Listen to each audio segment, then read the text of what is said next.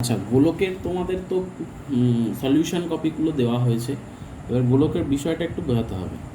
দেখো, প্রথমে বইয়ের মধ্যেই লেখা আছে, প্রতি বছর আমরা মেলা থেকে তালপাতার হাত পাখা কিনে আনি, বাড়িতে ওই হাত পাখাগুলি ব্যবহার করি, কিন্তু স্কুলে যাওয়ার পথে ছোট হাত পাখা থাকলে সুবিধা হয়, তাই আমরা ঠিক করেছি বাড়ির পড়ে থাকা পিচবোর্ডের সাহায্যে হাত পাখা তৈরি করব।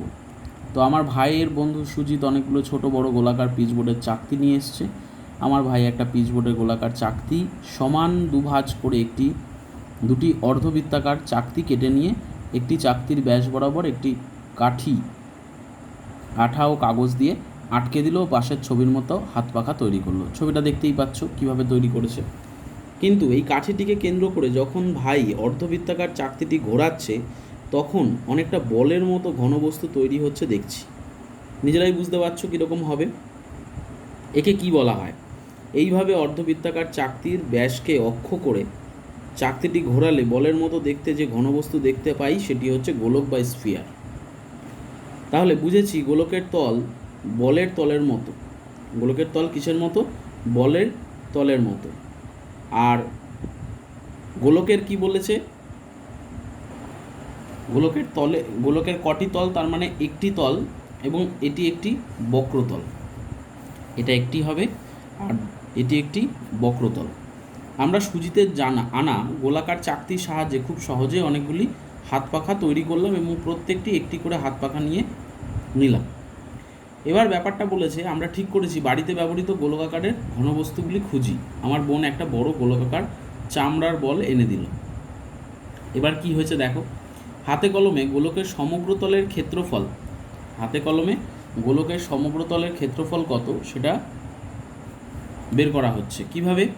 একটা গোলকাকার বল নিলাম এবং দুটি উলম্ব পিচবোর্ডের মাঝে পাশের ছবির মতো করে বলটি রেখে বলটির ব্যাসার্ধের দৈর্ঘ্য আর একক, যেখানে ব্যাসের দৈর্ঘ্য কত? ডি একক। দেখো, এই প্রান্ত থেকে এই প্রান্ত পর্যন্ত, মানে গোলকটা যদি হয়, গোলকের একদম এই পাশে একটা পিচবোর্ড আর এই পাশে একটা পিচবোর্ড গায়ে একদম লাগানো অবস্থা, এবং তাদের মধ্যে দূরত্বটাই হচ্ছে ডি। ওটাই হচ্ছে গোলকের ব্যাস। আর ব্যাসের অর্ধেক করলে কি পেয়ে যায়? ব্যাসার্ধ পেয়ে যায়। তার মানে আর = d/2। ঠিক আছে? তা বলটির ওপরে একটি পিন আটকে দিলাম। এবার পিনটিকে দড়ি আটকে পাশের ছবির মতো এমনভাবে জড়িয়ে দিলাম যাতে কোনো অংশ ফাঁকা না থাকে, এবং দড়ির কোনো অংশ জড়ানো বা দড়ির ওপর যেন না থাকে। মানে এমনভাবে যেমন লাট্টু পেঁচায় সেরকমভাবে লাট্টুর মতো পেঁচিয়ে দেওয়া হয়েছে। ঠিক আছে? এবার আমরা পরের বক্তব্যে আসছি। এরপর কি বলছে দেখো, এবার দড়ির শুরু ও শেষ দুটি বিন্দু চিহ্নিত করলাম, এবং দড়িটি খুলে ওই বিন্দু দুটির মধ্যবর্তী দূরত্ব মাপলাম। মধ্যবর্তী দূরত্ব কত পেলাম? এল। যদি আমরা আগের ছবিটায় দেখি, মানে মাথার মধ্যে একটা পিন এবং নিচের দিকে একটা পিন লাগানো ছিল, ওই পিন দুটোর মধ্যে দূরত্ব হচ্ছে এল। তাহলে মোটা সাদা আর্ট পেপারে আর একক দৈর্ঘ্যের ব্যাসার্ধের 4টি বৃত্ত অঙ্কন করলাম। আমরা যে গোলকের ব্যাসার্ধ পেয়েছি, আর ধরেছি তো গোলকের ব্যাসার্ধ ডি প্রথমে পেয়েছিলাম। আমরা যদি আগের চিত্রটা যদি একটু দেখে নিই, আগের চিত্রটায় আমরা এটাকে ডি বলছিলাম, এই দূরত্বটা, এর অর্ধেক তো আর। তো এই আর একক দৈর্ঘ্য বিশিষ্ট 4টে বৃত্তাকার ক্ষেত্র আঁকা হয়েছে। পরের পৃষ্ঠায় দেখো, এই 4টে বৃত্তাকার ক্ষেত্র আঁকা হয়েছে আর একক দৈর্ঘ্য বিশিষ্ট। এবার মোটা সাদা আর্ট পেপারে তো করলাম। এবারে প্রতিটি বৃত্ত ওই একই রকম দড়ি দিয়ে পাশের ছবির মতো ভরাট করলাম। মেপে দেখছি প্রতিটি বৃত্ত ভরাট করতে এ একক দড়ি লেগেছে। কতটা দড়ি লেগেছে? এ একক দড়ি। তাহলে টোটাল 4টে বৃত্তর জন্য, মানে বৃত্ত ভরাট করতে কত দৈর্ঘ্য মানে কতটা দড়ি লাগবে? একটা বৃত্ত ভরাট করতে যদি এ দৈর্ঘ্যের দড়ি লাগে, তাহলে 4টে বৃত্ত ভরাট করতে নিশ্চয়ই 4A লাগবে স্বাভাবিকভাবে। তাহলে গোলকের সমগ্রতলের ক্ষেত্রফল কি? গোলকের সমগ্রতলের ক্ষেত্রফল হচ্ছে 4 × আর একক দৈর্ঘ্যের ব্যাসার্ধের বৃত্তের ক্ষেত্রফল। তাহলে আর একক দৈর্ঘ্যের ব্যাসার্ধের বৃত্ত 4টের টোটাল ক্ষেত্রফল = একটা গোলকের ক্ষেত্রফল। তাই গোলকের সমগ্রতলের ক্ষেত্রফল কি লিখেছে? 4πr² বর্গ একক, বা 4πr² বর্গ একক। এবার বিষয়টা হচ্ছে কি বলতে চাইছে, যে গোলকটাকে যে বৃত্ত দিয়ে পুরোটা ভরাট যে দড়ি দিয়ে পুরোটা ভরাট করেছে, সেই একই পরিমাণ দড়ি দিয়ে কটা বৃত্তকে ভরাট করা যাচ্ছে, সেই গোলকের ব্যাসার্ধের ক্ষেত্রফল সম্পন্ন 4টে বৃত্তাকার ক্ষেত্রকে ভরাট করা যাচ্ছে। তার মানে গোলকের সমগ্রতলের ক্ষেত্রফল ইজুকাল টু 4টে বৃত্তের ক্ষেত্রফলের সমান। 4টে বৃত্তের ক্ষেত্রফল নির্ণয় করার সূত্রটা কি? ক্লাস 9-এ শিখে এসছো পাই আর স্কোয়ার। তাহলে 4টে বৃত্ত বলে 4 পাই আর স্কোয়ার এখানে বলা হলো। এবার আমাদের আরেকটা সূত্র নেক্সট যেটা সূত্র সেটা হচ্ছে, তাহলে গোলকের সমগ্রতলের ক্ষেত্রফলের সূত্র পেলাম 4 পাই আর স্কোয়ার। গোলকের আয়তনের সূত্র কি? গোলকের আয়তনের সূত্র হচ্ছে 4/3 পাই আর কিউব। 4/3 পাই আর কিউব, ঠিক আছে। আর পাবো সূত্র যেটা অর্ধগোলক। দেখো এই অর্ধগোলকের গোলকাকার ঘনবস্তু যার কটা সমতল আছে, এর একটা সমতল, এটা হচ্ছে উপরে যে তলটা আছে সেটা হচ্ছে সমতল, একটা সমতল, আর একটা পাচ্ছি কি বক্রতল। ছবি অনুযায়ী দেখলে এটা হচ্ছে বক্রতল। তাহলে অর্ধগোলকের ঘনবস্তুর বক্রতলের ক্ষেত্রফল কি হবে? টোটাল গোলকের বক্রতলের ক্ষেত্রফলের অর্ধেক। তাহলে টোটাল গোলকের বক্রতলের ক্ষেত্রফল হচ্ছে 4 পাই আর স্কোয়ার, তার অর্ধেক মানে হাফ দিয়ে গুণ করবো, মানে 2 পাই আর স্কোয়ার, ঠিক আছে। আর সমতল যেটা আছে উপরে, এই সমতল তো একটা বৃত্তাকার ক্ষেত্র, তাহলে এর ক্ষেত্রফল কি হবে? পাই আর স্কোয়ার। তাহলে পাই আর স্কোয়ার প্লাস 2 পাই আর স্কোয়ার যোগ করে দিলে কত পাই? 3 পাই আর স্কোয়ার। এই 3 পাই আর স্কোয়ার হচ্ছে অর্ধগোলকের সমগ্রতলের ক্ষেত্রফল। তাহলে নিরেট অর্ধগোলকের সমগ্রতলের ক্ষেত্রফল হচ্ছে কত? 3 পাই আর স্কোয়ার বর্গ একক, ঠিক আছে। নেক্সট কি সূত্র পাচ্ছি? অর্ধগোলকের আয়তন। তো অর্ধগোলকের আয়তনের সূত্র কি? হাফ ইন্টু গোলকের আয়তন, মানে টোটাল গোলকের আয়তনের অর্ধেক। তাহলে টোটাল গোলকের আয়তন তো 4/3 পাই আর কিউব ঘন একক, তার অর্ধেক মানে হাফ দিয়ে গুণ করা হয়েছে। হাফ দিয়ে গুণ করলে কত হচ্ছে? 2 দিয়ে 4কে কাটলে 2, তার মানে 2 × 2/3, 2/3 পাই আর কিউব ঘন একক। তাহলে অর্ধগোলকের আয়তন হচ্ছে 2/3 পাই আর কিউব ঘন একক, ঠিক আছে। এই হয়ে গেল তোমার অর্ধগোলকের আয়তন। তাহলে আমাদের টোটাল জিনিসটাই ক্লিয়ার। তাহলে কটা সূত্র পেলাম? এক, গোলকের সমগ্রতলের ক্ষেত্রফল 4 পাই আর স্কোয়ার, গোলকের আয়তন 4/3 পাই আর কিউব, অর্ধগোলকের সমগ্রতলের ক্ষেত্রফল হচ্ছে 3 পাই আর স্কোয়ার, আর অর্ধগোলকের আয়তন হচ্ছে 2/3 পাই আর কিউব। তো মোটামুটি এই 4টে সূত্র, তার সাথে একটা স্পেশাল সূত্র আছে, সেটা কি? যদি ফাঁপা গোলক বলে, একদম এই পেজের নিচে দেওয়া আছে, দেখো ফাঁপা গোলক। তাহলে ফাঁপা গোলক বললে কি করব? বলেছে দেখো কোনো ফাঁপা গোলকের বহির ব্যাসার্ধের দৈর্ঘ্য আর, এটা ফাঁপা গোলক যার ভেতরটা পুরো ফাঁকা, বহির ব্যাসার্ধ হচ্ছে কত? আর, আর অন্তর ব্যাসার্ধ কত? ছোট হাতের আর যদি হয়, তাহলে ওই ফাঁপা গোলকে কী পরিমাণ পদার্থ আছে, অর্থাৎ ওই ফাঁপা গোলক তৈরি করতে কত পরিমাণ পদার্থ লেগেছে, তার আয়তন কিভাবে পাবো? তার আয়তন নির্ণয় করার সূত্র হচ্ছে, আমাকে প্রথমে কি করতে হবে? বাইরের গোলকের আয়তন, মানে এখানে দুটো গোলক আছে হিসেব মতো, তো বাইরের গোলকের আয়তন বের করতে হয়। বাইরের গোলকের আয়তন কত? 4/3 পাই আর কিউব, মানে পাই ক্যাপিটাল আর কিউব হবে, মাইনাস করতে হবে সেখান থেকে ভিতরের যে গোলকটা আছে যার ব্যাসার্ধ হচ্ছে ছোটো হাতের আর, মানে 4/3 পাই আর কিউবকে মাইনাস করতে হবে। তাহলেই আমরা কি পেয়ে যাব? ফাঁপা গোলকের আয়তন, মানে কতটা পরিমাণ পদার্থ লেগেছে ফাঁপা গোলকটা তৈরি করতে, সেটার পরিমাণটা পেয়ে যাব। সেই জন্য আমরা কি লিখেছি? ডাইরেক্ট যদি লেখা হয় ফর্মুলাটা 4/3 পাই কমন নিয়ে ব্র্যাকেটের মধ্যে ক্যাপিটাল আর কিউব, মানে বহির্ব্যাসার্ধের কিউব মাইনাস অন্তর ব্যাসার্ধের কিউব, ঠিক আছে। তাহলেই আমরা গোলকের পরিমাণটা, মানে ওই গোলকটা তৈরি করতে কত পরিমাণ পদার্থ লেগেছে তার মানটা জেনে যাব। ক্লিয়ার? তাহলে এই 5টা সূত্রের ওপর বেস করে আমাদের অঙ্কগুলো করা হয়েছে। এবারে আমরা এক এক করে অঙ্কগুলোতে আসছি। ফার্স্ট অঙ্কটায় কি বলেছে? একটি গোলকের ব্যাসার্ধের দৈর্ঘ্য 10.5 সেমি হলে তার সমগ্র তলের ক্ষেত্রফল হিসেব করে লিখি। তাহলে আমরা প্রথমে বলে দিয়েছে গোলকের ব্যাসার্ধের দৈর্ঘ্য। গোলকের ব্যাসার্ধের দৈর্ঘ্য যেটা বলে দিয়েছে 10.5 সেমি, সেটা লেখা হয়েছে প্রথমে। তারপর সমগ্র তলের ক্ষেত্রফল কত? সমগ্র তলের ক্ষেত্রফলের সূত্র আমরা জানি 4 পাই আর স্কোয়ার বর্গ একক, মানে এখানে বর্গ সেমি বলে লিখতে পারো, বর্গ সেমি। তাহলে আমরা তো আর এর মান বলেই দিয়েছি, আর তো হচ্ছে গোলকের ব্যাসার্ধ, ব্যাসার্ধের মান কত বলেছে? 10.5 সেমি। তাহলে আমরা লিখেছি দেখো 4 ইন্টু পায়ের মান 22/7, আর আর এর মান বলেই দিয়েছে 10.5, তাই 10.5 এর হোল স্কোয়ার। তাহলে 4 ইন্টু 22/7 10.5 হোল স্কোয়ার মানে 10.5 ইন্টু 10.5, তাহলে গুণ করলে কত হচ্ছে 1386। ঠিক আছে, গুণটা নিজেরাই করবে ক্যালকুলেশন, যাদের ক্যালকুলেশন করতে সমস্যা আছে তাদেরকে আমি একটু করে দেখিয়ে দিই কীভাবে আসছে এটা। তো প্রথমে কি বলেছে, 4/3 এইখান থেকে আমি ক্যালকুলেশনটা করছি।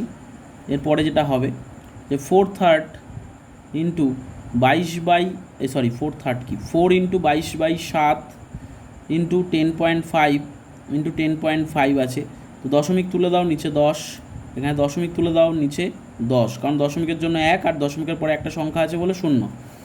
এবার আমরা যেটা করব, 7 দিয়ে যদি আমি 100, এখানে তো 105 রইলো, 7 দিয়ে যদি আমি এটাকে কাটি তাহলে 7 একে 7, 5 7 35, 15। এবার যদি আমি এই 15 5 দিয়ে আর এটাকে যদি 5 দিয়ে কাটি, 3 5 15, 5 2 10। ঠিক আছে, একইভাবে 2 দিয়ে যদি 4কে কাটি 2, তারপর আবার আমি যদি এটাকে 5 দিয়ে কাটি, 5 2 10, আর এটাকে 5 দিয়ে কাটলে কত হচ্ছে 5 2 10, 5 1 5, তাহলে 2 2 আবার কেটে গেল এদিকে, তাহলে কত কত পড়ে আছে উপরে 21, 3 আর 22। তো এই তিনটেকে গুণ করলে 22 3 66 মানে 66, 66কে 21 দিয়ে গুণ করলে চলে আসে 1386। সেটাও যদি দেখাতে হয় সেটাও দেখিয়ে দিই, 66 ইন্টু 21,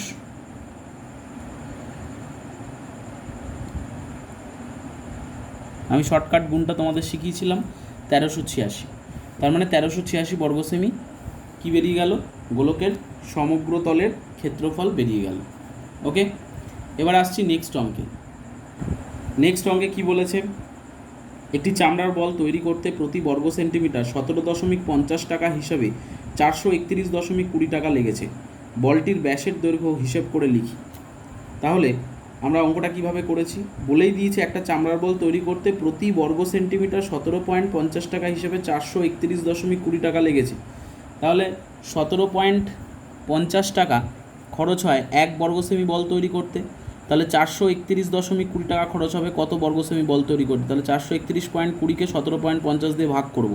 নর্মাল ঐকিক নিয়ম, যদি আমি এটা এখানে করে দেখাই যে 17.50 টাকা খরচা হয়েছে 1 বর্গ সেমি বল তৈরি করতে, তাহলে 1 টাকা খরচা হয় 1/17.50, তাহলে টোটাল খরচ হচ্ছে কত 431.20 টাকা খরচ হয় কত বর্গ সেমি বল তৈরি করতে, 1 ইন্টু 431.20 ডিভাইডেড বাই 17.50। ঠিক আছে, এইভাবে এটাকে শর্টে এখানে করা হয়েছে ডাইরেক্ট। তাহলে দেখো লক্ষ্য করে এটাকে যদি আমরা কাটাকুটি করি তাহলে কত বেরোচ্ছে 24.64। এখানে তুমি দুটো দশমিক তুলে দিতে পারো, 0 0 কাটবে, তারপর কাটাকুটি করার পর যা বেরোবে সেটা ধরো 175 আর উপর 4312, 4312কে যদি তুমি 175 দিয়ে ভাগ করো, ভাগ করলে দেখতে পাবে 24.64 বর্গ সেমি আসছে। তার মানে আমরা বুঝে গেলাম এই চামড়ার বলের সমগ্র তলের ক্ষেত্রফল কত, 24.64 বর্গ সেমি। এবার আমাদের বলেছে বলটির ব্যাসের দৈর্ঘ্য হিসাব করতে। আমরা ধরে নিচ্ছি বলটির ব্যাসার্ধের দৈর্ঘ্য 8 সেমি। কেন ব্যাসের দৈর্ঘ্য না ধরে ব্যাসার্ধের দৈর্ঘ্য ধরলাম, কারণ আমাদের যে সূত্রগুলো আমরা শিখেছি সেগুলো সবই ব্যাসার্ধ ধরে হয়েছে। তার লাস্টে যদি আর এর মান যেটা পাবো তাকে 2 দিয়ে গুণ করলেই তো ব্যাস পেয়ে যাব, তাই নয় কি? তাই জন্য এখানে কী লেখা হয়েছে, বলটির ব্যাসের দৈর্ঘ্য 8 সেমি। তাহলে সমগ্র তলের ক্ষেত্রফলের সূত্র কি 4πr²। তাহলে সমগ্র তলের ক্ষেত্রফল আমরা অলরেডি বের করে ফেলেছি 24.64। তাহলে আমরা শর্তানুসারে লিখতে পারি 4πr² = 24.64। তাহলে 4 ইন্টু পায়ের মান কত 22/7 ইন্টু r² = 24.64।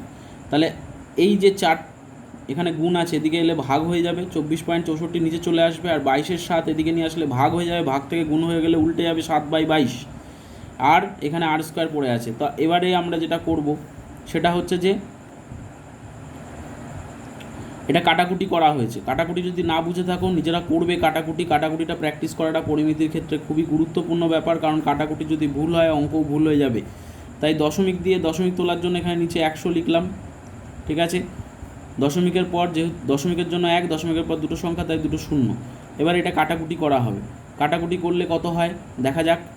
4 দিয়ে যদি কাটি আমি এখানে, 4 6 24, 4 1 4, আবার 4 6 24, 616। এবার আমি যদি 616কে 22 দিয়ে কাটি তাহলে কত হবে? 22 দিয়ে যদি কাটা হয় 616কে ভাগ করে দেখবে 28 হয়। এবার আমি যদি এখানে 4 দিয়ে কাটি, 4 7 28, নিচে পড়ে রাখবে 4 25 100। তার মানে উপরে পড়ে আছে 7 × 7 মানে 49/25। তার 49কে যখন আমরা 25 দিয়ে ভাগ করব, 25 একে 25, 4 2 একে 3, 4 থেকে 3 বাদ দিলে 1, দশমিকের জন্য 9 থেকে 5 বাদ দিলে 4, এটা 2 হবে, সরি 2 4, দশমিকের জন্য 0 আসবে। তারপরে 9 25, 225, 2 থেকে 5 বাদ দিলে 5, 2 একে 3 1, দশমিকের জন্য 0, 6 25 150। তার মানে 1.96। তাহলে কত এলো? r square is equal to 1.96। তাহলে 1.96 r square is equal to, তাহলে স্কোয়ার যখন এর মাথা থেকে তুলে দেবো, আমার শুধু r এর মান জানতে হবে, তখন আমরা নিশ্চয়ই কাকে 1.96 এর বর্গমূল করব। তাহলে 1.96 এর বর্গমূল করলে কিভাবে হয়? বর্গমূল করতে গেলে আমাদেরকে শেষের থেকে দুটো সংখ্যাকে ধরে নিতে হয়। তাহলে 1 1 1, এবার এখানে দশমিকের পরে সংখ্যা নিতে হবে, তাই জন্য দশমিক এখানে বসিয়ে দিতে হবে। এবার 9 6 দুটো নামানো যায়, বর্গমূলের ক্ষেত্রে দুটো সংখ্যা একসাথে নামানো যায়। এবার এখানে যেটা দেখতে হবে, 1 এর ডবল কত? 2, 2 লেখা হলো। তাহলে এখানে যে সংখ্যাটা বসাবো, এখানে যে সংখ্যা বসাবো, ধরো 2 বসালে তাহলে কত হচ্ছে? 22, 22কে 2 দিয়েই গুণ করতে হবে। এখানে যদি 3 বসাই তাহলে কত হচ্ছে? 23, 23কে 3 দিয়ে গুণ করতে হবে। এখানে যদি 4 বসাই তাহলে 4 24 কত হয়ে যায়? 96, 96। তাহলে কত বেরোলো? 1.4। তাহলে আর এর মান কত বেরোলো? 1.4। অর্থাৎ বলটির ব্যাসের দৈর্ঘ্য কত হবে? ব্যাস জানতে চেয়েছে, তাই জন্য আমরা ব্যাসার্ধ বের করেছি, আর এর মান 1.4। তাহলে 2 × 1.4 করে দেবো, কত বেরিয়ে গেল? 2.8 সেমি হয়ে গেল। নেক্সট অঙ্কে আমরা আসছি। স্কুলে শর্টপাট খেলার জন্য যে বলটি ব্যবহার করা হয় তার ব্যাসের দৈর্ঘ্য 7 সেমি হলে বলটিতে কত ঘন সেমি লোহা আছে হিসেব করে লিখি। তাহলে দেখো, শর্টপাট খেলার জন্য যে ভারী বলটা ইউজ করা হয় সেটা গোলক একটা, তার ব্যাসের দৈর্ঘ্য তোমাকে বলে দিয়েছে 7 সেমি। তোমাকে জানতে চেয়েছে বলটিতে কত ঘন সেমি লোহা আছে সেটা হিসেব করতে। তাহলে কিভাবে অঙ্কটাকে করা হয়েছে? শর্টপাট খেলার বলটির ব্যাসের দৈর্ঘ্য 7 সেমি বলে দিয়েছে, তাহলে ব্যাসার্ধের দৈর্ঘ্য কত হবে? 7/2 সেমি। তার মানে কত? কারণ আমরা জানি ব্যাসার্ধ ব্যাসের অর্ধেক, তাহলে ব্যাসকে যদি 2 দিয়ে ভাগ করি তাহলে ব্যাসার্ধ পেয়ে যাব। তাহলে বলটার আয়তন কত জানতে চেয়েছে। নর্মাল সূত্র 4/3 πr³ আমরা জানি গোলকের আয়তনের সূত্র, তাই এই সূত্র অনুযায়ী এখানে পাশে লিখে দেবে ঘন একক বা ঘন সেমি, যেহেতু অঙ্কের মধ্যে ঘন সেমিতে বলেছে তাই ঘন সেমি। তাহলে 4/3 ইন্টু পায়ের মান কত? 22/7, আর এর মান কত বেরিয়েছে? 7/2, তাহলে 7/2 হোল কিউব।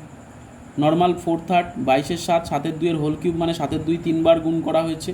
এবার কাটাকুটি করলে কত বেরিয়েছে? উপরে 539, নিচে 3, তাহলে 539কে 3 দিয়ে ভাগ করলে 179/2 ঘন সেমি। তার মানে বলটিতে 179/2 ঘন সেমি লোহা আছে। সিম্পল অঙ্ক, একদম ইজি অঙ্ক। এরপর যে অঙ্কটা আসছি 4 নম্বর অঙ্ক, এবং এটা ইম্পর্টেন্ট অঙ্ক, পরীক্ষায় আসি। 4 নম্বর অঙ্কটা সবাই দেখে নাও। 4 নম্বর অঙ্কে কি বলেছে? 28 সেমি দৈর্ঘ্যের ব্যাস বিশিষ্ট একটি নিরেট গোলক জলে সম্পূর্ণভাবে নিমজ্জিত করলে যে পরিমাণ জল অপসারিত করবে তার নির্ণয় করি। দেখো, যখনই কোনো জলের মধ্যে কোনো গোলককে নিমজ্জিত করা হয় তখন সেই গোলকটি তার সমআয়তন জলকে অপসারিত করে।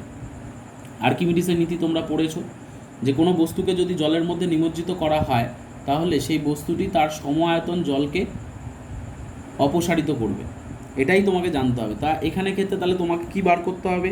এখানে অবশ্যই করে তোমাকে সেই গোলকটার আয়তন বের করতে হবে, আর গোলকটার আয়তন যা হবে সে ঠিক সেই পরিমাণ জলকেই অপসারিত করবে। তাহলে এখানে আমরা দেখো কি বলেছে, নিরেট গোলকের ব্যাসের দৈর্ঘ্য তোমাকে বলে দিয়েছে 28 সেমি। তাহলে ব্যাসার্ধের দৈর্ঘ্য কত হবে? নিশ্চয়ই 28/2 মানে 14 সেমি। তাহলে গোলকটির আয়তন কত? 4/3 পাই আর কিউব। 4/3 পায়ের মান 22/7, আর এর মান অলরেডি বের করে ফেলেছি 14 সেমি, তাহলে 14 কিউব, তাহলে 14 × 14 × 14। এবার 7 দিয়ে 14 কাটলে 2, এবারে উপরের সবগুলো রাশি গুণ করে যত বেরিয়েছে তাকে আমরা যখন 3 দিয়ে ভাগ করেছি তখন বেরিয়েছে কত? 11,498.2 ঘন সেমি। ঠিক আছে, 11,498.2 ঘন সেমি গোলকটার আয়তন। আর গোলক জলে নিমজ্জিত করলে গোলকটি তার সম-আয়তন জলকেই অপসারিত করবে, তার মানে সেই জলের আয়তনও কত হবে? 11,498.2 ঘন সেমি আয়তন হবে। এবারে আমরা আসছি নেক্সট অঙ্কে। নেক্সট অঙ্কে কি বলেছে? কোনো গোলকাকার গ্যাস বেলুন ফোলাবার সময় তার ব্যাসার্ধের দৈর্ঘ্য 7 সেমি থেকে 21 সেমি হলে বেলুনটির পূর্বের ও পরের সমগ্র তলের ক্ষেত্রফলের অনুপাত কত হবে তা নির্ণয় করি। দেখো, একটা গোলকাকার গ্যাস বেলুন ফোলাবার সময় তার ব্যাসার্ধের দৈর্ঘ্য তোমাকে বলে দিয়েছে 7 সেমি থেকে 21 সেমি করা হলো, তাহলে বেলুনটির পূর্বের ও পরের সমগ্র তলের ক্ষেত্রফলের অনুপাত কত? তাহলে বেলুনের ব্যাসার্ধ প্রথমে ছিল কত? 7 সেমি। প্রথমে কত ছিল? 7 সেমি। আর সমগ্র তলের ক্ষেত্রফল তাহলে কত হবে? নিশ্চয়ই সমগ্র তলের ক্ষেত্রফলের সূত্র হচ্ছে 4πr²। তাহলে 4 × পায়ের মান 22/7, r² মানে কত? 7 স্কোয়ার। তাহলে কত হবে? এইটাই জাস্ট এরকম রেখে দেওয়া হয়েছে, বর্গ সেমি লেখা হয়েছে। এবার গ্যাস বেলুনের ব্যাসার্ধ 21 সেমি হলে তার সমগ্র তলের ক্ষেত্রফল কত হবে? একই সূত্র, 4πr², 4 পাই, পায়ের মান 22/7 আর r এর মান এখন হয়ে গেছে 21 সেমি, তাই 21 হোল স্কোয়ার, এত বর্গ সেমি। তাহলে বলেছে তোমাকে বেলুনের পূর্বের ও পরের, বেলুনের পূর্বের ও পরের, এটা ওটা একসাথে লিখে ওপরের মনে হচ্ছে, ও পরের সমগ্র তলের ক্ষেত্রফলের অনুপাত কত হবে? প্রথমে কত আছে? প্রথমেরটা বেরিয়েছে যখন 7 সেমি ব্যাসার্ধ ছিল তখন বেরিয়েছে 4 পাই, r² বলতে 7 স্কোয়ার ইস টু 4 পাই মানে 22/7 ইন্টু 21 স্কোয়ার। তো দুদিক দিয়ে কি আছে? 4 আর 22/7 দুটোই কমন, এগুলো কাটাকুটি হয়ে যাবে, পড়ে থাকবে 7 স্কোয়ার ইন্টু 21 স্কোয়ার। 7 স্কোয়ার মানে 7 × 7, 21 স্কোয়ার মানে 21 × 21। তো 7 দিয়ে 21কে কাটলে 3, এখানেও 7 দিয়ে 21কে কাটলে 3, তাহলে নিচে দুটো 3 গুণ করলে কত হয়? 9, আর উপরে তো কেটেই গেছে, কিছু নেই, তাহলে 1/9 মানে 1:9। সিম্পল। ঠিক আছে, হয়ে গেল আমাদের 3 নম্বর অঙ্ক। এই 3 নম্বর বলছি, সরি 5 নম্বর অঙ্ক। এবার 6 নম্বর অঙ্কে আসছে। 6 নম্বর অঙ্কে কি বলেছে আমাদের? বলেছে গোলাকৃতি একটি বাটি তৈরি করতে 127.27 বর্গ সেমি পাত লেগেছে। বাটিটির মুখের ব্যাসের দৈর্ঘ্য হিসেব করে লিখি। তাহলে বাটিটি যেহেতু নিরেট নয় তাই শুধুমাত্র বক্রতলেই পাত লাগবে। এই কথাটার মানেটা কি? প্রথমেই আমরা যেটা লিখেছি সেটা কি? বাটিটি যেহেতু নিরেট নয় তাই শুধুমাত্র বক্রতলের পাত লাগবে, মানে একটা বাটি তৈরি করতে শুধু বক্রতলের অংশটাই আমাদের দেখতে হবে, জানতে হবে। ওপরের তো অংশটা তো ফাঁকা আছে, তাহলে উপরের সমতলের মান না জানলেও চলবে, মানে সমতলের কোনো ব্যাসার্ধ ইত্যাদি না জানলেই চলবে, শুধু বক্রতলের ক্ষেত্রফল বার করতে হবে। তাহলে বাটিটার মুখের ব্যাসার্ধ আমরা ধরে নিলাম কত? 8 সেমি। তাহলে বাটিটার বক্রতলের ক্ষেত্রফল কত হবে? শুধু বক্রতল, দেখো ব্যাপারটা বোঝার চেষ্টা করো। একটু আগে তোমাদেরকে অর্ধগোলক সম্বন্ধে বুঝিয়েছিলাম, অর্ধগোলকের সমগ্রতলের ক্ষেত্রফলের সূত্র হচ্ছে কি? 3πr²। ঠিক আছে, যদি সেটা নিরেট হয়। আর এখানে তো বাটির তো উপরের তলটা তো ফাঁকাই থাকে, তাই উপরের তলটা তো আমার জানে লাভ নেই, আমাকে শুধু জানতে হবে কিসের? বক্রতলের ক্ষেত্রফল। তা বক্রতলের ক্ষেত্রফল হচ্ছে বাটির 2πr²। তাহলে কি লেখা হচ্ছে? আর এর মান আমরা কত জানি? আর এর মান আমাদের কিছু বলে দেয়নি, খালি বলে দিয়েছে বাটি তৈরি করতে 127.27 বর্গ সেমি পাত লেগেছে, মানে বক্রতলের ক্ষেত্রফলটাই শুধু বলে দিয়েছে। মানে আমি যদি ছবিটা আঁকি কীরকম হবে, এটা যদি একটা বাটি হয়, শুধু বাটিটার বক্রতলের ক্ষেত্রফলটা জানতে চেয়েছে, শুধু বাটিটার বক্রতলের ক্ষেত্রফলটা জানতে চেয়েছে বলছি, ভুল মানে বলে দিয়েছে। কত বলে দিয়েছে? 127.27। আর আমরা বক্রতলের ক্ষেত্রফলের সূত্র জানি 2πr²। তাহলে 2πr², আর আমরা এটা ধরে নিয়েছি যে এইটুখানি অংশ ব্যাসার্ধটা হচ্ছে r। তাহলে 2πr² = 127.27। তাহলে পায়ের মান 22/7, আর এর মান তো জানি না, = 127.27কে ভাঙলে কত হচ্ছে? 891/7। এবার এখানে 2 গুণ আছে, এদিকে নিয়ে এলে ভাগ হয়ে গেল, নিচে গুণ হলো, আর 22-7 এদিকে নিয়ে এলে 7-22 হয়ে যাবে, উল্টে গেছে। এবারে কাটাকুটি করে ক্যালকুলেশন করে কত বেরিয়েছে, কাটাকুটিটা যারা বুঝতে পারছো না দেখে নাও। 7 প্রথমে কেটে দেওয়া হয়েছে, তারপর 11 দিয়ে কাটা হয়েছে। 22কে 11 দিয়ে ভাগ করলে কত হয় 2, আর 891কে 11 দিয়ে ভাগ করলে হয় 81।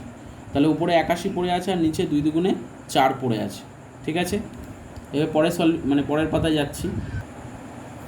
পরে যেটা বেরিয়েছে দেখো, r² = 81/4। তাহলে r এর মান কত হবে, √81/4। তা 81 বর্গমূল করলে কত হয় 9, আর 4 বর্গমূল করলে হয় 2। তাহলে r = 9/2। তাহলে r এর মান বেরিয়ে গেল 9/2। তাহলে বাটিটির মুখের ব্যাস কত, মুখের ব্যাস বের করতে গেলে ব্যাসার্ধের দ্বিগুণ হবে। তাহলে 2r, আমরা ব্যাসার্ধ ধরেছিলাম r, তাহলে ব্যাস কত হবে 2r। তাহলে r এর মান অলরেডি 9/2 পেয়ে গেছি, তাহলে 2 × 9/2, 2 2 কেটে গেলে হচ্ছে 9 সেমি। তাহলে বাটিটির মুখের ব্যাস কত, 9 সেমি। ওকে, এবারে আমরা আসছি 7 নম্বর অঙ্কে। 7 নম্বর অঙ্কে কি বলেছে, বলেছে একটি নিরেট লোহার গোলার ব্যাসার্ধের দৈর্ঘ্য 2.1 সেমি, ওই গোলাটিতে কত ঘন সেমি লোহা আছে তা হিসেব করে লিখি এবং ওই লোহার গোলার বক্রতলের ক্ষেত্রফল নির্ণয় করি। ঠিক আছে, তোমাকে লোহার গোলার ব্যাসার্ধের দৈর্ঘ্য তোমাকে বলে দিয়েছে, আর তোমাকে জানতে চেয়েছে ওই গোলাটিতে কত ঘন সেমি লোহা আছে। তাহলে দেখো একটুখানি লক্ষ্য করে, গোলার ব্যাসার্ধের দৈর্ঘ্য, গোলা মিনস এখানে গোলক বলছে, নিরেট লোহার গোলকের ব্যাসার্ধের দৈর্ঘ্য 2.1 সেমি তোমাকে বলে দিয়েছে। তাহলে নিরেট গোলকটির আয়তন কি হবে, 4/3 πr3। আর এর মান তো বলেই দিয়েছে কত, 2.1 সেমি। তাহলে আমরা লিখেছি এখানে 4/3 ইন্টু পায়ের মান কত 22/7, আর 2.1 এর হোল কিউব হবে, মানে 2.1 × 2.1 × 2.1। ঠিক আছে, এবার কাটাকুটি করা হয়েছে, 7 দিয়ে 2.1কে ভাগ করলে হয় 0.3, আর 0.3কে যখন 3 দিয়ে কাটাকুটি করা হয়েছে 0.1। এবার 3টেকে গুণ করা হয়েছে, 4, 22, 0.1, 2.1, 2.1, সবগুলোকে যখন গুণ করা হচ্ছে তখন 38.808 বেরোচ্ছে। 38.808 ঘন সেমি আসছে। তো দশমিকের গুণগুলো কিন্তু একটু চেষ্টা করবে বুঝে বুঝে করার, কারণ অনেকেই দশমিকের গুণ করতে পারে না। যদি মনে হয় দশমিকের গুণ, এই গুণটা করতে কারো সমস্যা হচ্ছে, আমাকে পার্টিকুলার জানাবে, আমি তোমাদেরকে করে ছবি পাঠিয়ে দেবো, তাহলে বুঝে নেবে। এই কাটাকুটিগুলো কিন্তু অনেকের ক্ষেত্রে সমস্যা হয়, যাদের সমস্যা হয় তারা পার্টিকুলার আমাকে জানাবে, আমি বলে দেবো। তার মানে বেরিয়ে গেল গোলকটির আয়তন কত, 38.808 ঘন সেমি। এবার বলেছে ওই লোহার গোলার বক্রতলের ক্ষেত্রফল কত। এবারে দেখো, আমরা গোলকটির আয়তন তো পেয়ে গেলাম, এবারে লোহার গোলকের বক্রতলের ক্ষেত্রফল বের করতে গেলে বক্রতলের ক্ষেত্রফলের সূত্র হচ্ছে 4πr²। তাহলে 4 × 22/7 × πr² মানে 8, তো আর এর মান তো জানি, ব্যাসার্ধের মান 2.1, তাই 2.1 এর হোল স্কোয়ার। তাহলে 4 × 22/7 × 2.1 × 2.1, 7 দিয়ে যখন 21কে কাটা হচ্ছে 0.3। এবার 0.3 × 2.1 × 22 × 4 সব গুণ করলে কত হচ্ছে 55.44। খালি সূত্রে বসিয়ে মান বসিয়ে ক্যালকুলেশন, আর কিছু না, খালি গুণগুলো একটুখানি করতে হবে। তাহলে বেরিয়ে গেল গোলকটিতে কত ঘন সেমি লোহা আছে এবং ওই লোহার গোলার বক্রতলের ক্ষেত্রফল কত, 55.44 বর্গ সেমি। সিম্পল বেরিয়ে গেল, কোনো সমস্যা নেই। নেক্সট অঙ্কে আসছি, 8 নম্বর অঙ্কে। 8 নম্বর অঙ্কে কি বলেছে, বলেছে একটি নিরেট সীসার গোলকের ব্যাসের দৈর্ঘ্য 14 সেমি, ওই গোলকটি গলিয়ে 3.5 সেমি দৈর্ঘ্যের ব্যাসার্ধের কতগুলি নিরেট গোলক তৈরি করা যাবে হিসেব করে লিখি। আগে অঙ্কের মানেটা বুঝবে। একটা বড় গোলক, নিরেট সীসার গোলক, যেটা বলে দিয়েছে তোমাকে, যার ব্যাসের দৈর্ঘ্য 14 সেমি, যখনই একটা গোলককে গলিয়ে অনেকগুলো গোলক তৈরি করার কথা বলবে, মাথায় রাখবে যে গোলকটাকে গলানো হচ্ছে, যে গোলকটাকে গলানো হচ্ছে তার আয়তন বের করতে হবে, আর যে নতুন গোলকগুলো তৈরি হচ্ছে তার আয়তন বার করতে হবে। তাহলে আগের যে গোলকটাকে গলিয়ে নতুন গোলকগুলো তৈরি করা হয়েছে, প্রথম গোলকের আয়তনকে দ্বিতীয় যে নতুন গোলক তৈরি করা হয়েছে তার আয়তন দিয়ে ভাগ করলেই কটা গোলক তৈরি করা যাবে সেই সংখ্যাটা বেরিয়ে আসবে। ঠিক আছে, তাহলে আমাকে প্রথমে কি করতে হবে, এখানে নিরেট সীসার গোলকের ব্যাসের দৈর্ঘ্য বলে দিয়েছে 14 সেমি, তাহলে এই গোলকের আমাকে প্রথমে আয়তন বার করতে হবে, সেটাই প্রথমে করা হয়েছে। যেহেতু ব্যাস বলে দিয়েছে, আমাকে ব্যাসার্ধ বের করে নিতে হবে, 14/2 মানে 7 সেমি। তাহলে ওই গোলকের আয়তন কত, 4/3 πr3, 4/3 × 22/7 × r³ মানে 7-এর কিউব হবে। এবার গোলকটি গলিয়ে, এই গোলকটিকে গলানো হচ্ছে, গলিয়ে তার 3.5 সেমি দৈর্ঘ্যের ব্যাসার্ধের আচ্ছা, এখানে লেখার মধ্যে একটু ভুল আছে, গোলকটি গলিয়ে তার কথাটা বাদ দেবে, কমা দেবে এখানে। 3.5 সেমি দৈর্ঘ্যের ব্যাসার্ধের গোলকটির আয়তন হবে কত? আচ্ছা, গোলকটি গলিয়ে এই কথাটাই পুরো কেটে দাও, গোলকটি গলিয়ে কথা পুরোটা কেটে দাও। 3.5 সেমি দৈর্ঘ্যের ব্যাসার্ধের গোলকটির আয়তন কত হবে সেটা বের করতে হবে। নতুন যে গোলকটা তৈরি করা হচ্ছে, নতুন যে গোলকগুলো আমরা পাচ্ছি তাদের ব্যাসার্ধ কত বলে দিয়েছে? 3.5 সেমি। তাহলে আমাকে তার আয়তন বার করতে হবে। 4/3 ইন্টু 22/7 ইন্টু 3.5 হবে। হ্যাঁ, এখানে দশমিকটা বোঝা যাচ্ছে না, এখানে মাথায় 3.5 হবে, ঠিক আছে, মাথায় রাখবে 3.5 হোল কিউব, ঠিক আছে, এত ঘন সেমি। তাহলে আমি কি বলেছিলাম, যে গোলকটাকে গলানো হচ্ছে তার আয়তনকে নতুন যে গোলকটা পাচ্ছি তার আয়তন দিয়ে ভাগ করলে কটা গোলক তৈরি করা যাবে সেটা বেরিয়ে আসবে। তাহলে প্রথম গোলকের আয়তনকে আমরা দ্বিতীয় গোলকের, যেটা নতুন গোলক তৈরি করা হয়েছে, তার আয়তন দিয়ে ভাগ করলাম। ভাগ করলে কি হবে?